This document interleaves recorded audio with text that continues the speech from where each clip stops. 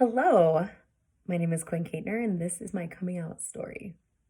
I was raised in a very small town in South Dakota, Woonsocket, South Dakota, population 750 people. I am pretty sure that the cows outnumbered the humans like 3-1. I was raised in a very, very tight family, very religious family, very Catholic. I wasn't really exposed to anyone that was female and gay.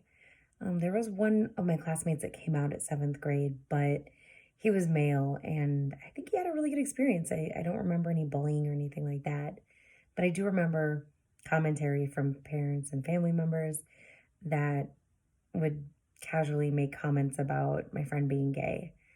Whether they think that it made an impact or not, it did. It was a dialogue that I didn't necessarily want to be wrapped up with. And so it was really hard to identify with myself. I felt like I was in a bubble. I felt like I couldn't be myself, but like deep down, I always thought Britney Spears was cute. I think she was my first girl crush at like seventh grade. Um, but it wasn't until I went to college and I started identifying as bisexual.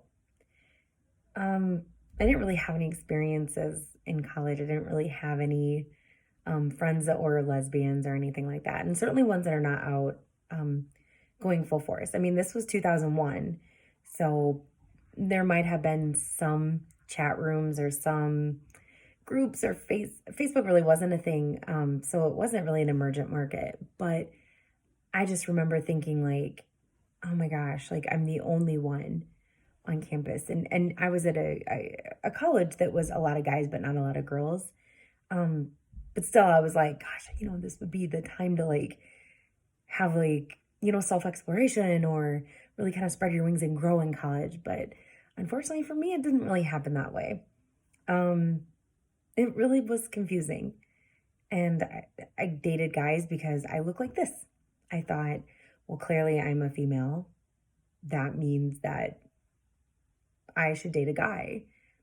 And it really just wasn't aligning with who I was inside.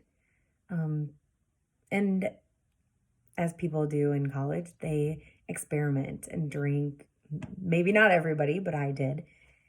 And it was a really difficult time coming out and trying to find who I was. Fast forward to my sophomore year or second senior, as some of us call it, my second senior year of college. I got pregnant and decided to have the baby. And he's now 14. My goodness. But I thought that was game over. I thought, that's it.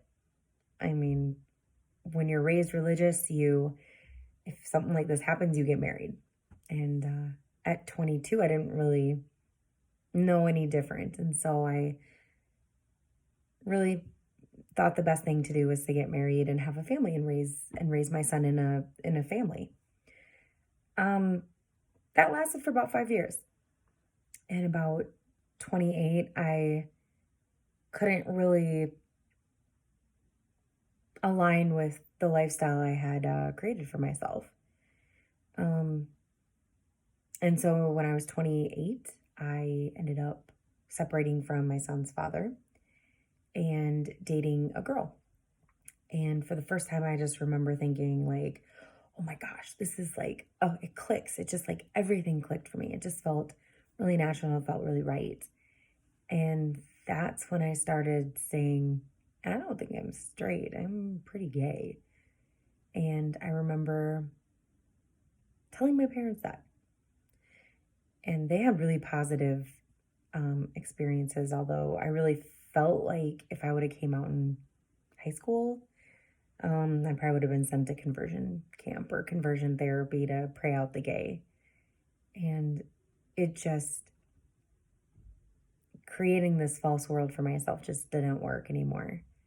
And I had a really hard time the next couple of years separating from the life that I wasn't meant to be in to my future life and getting ready for my future.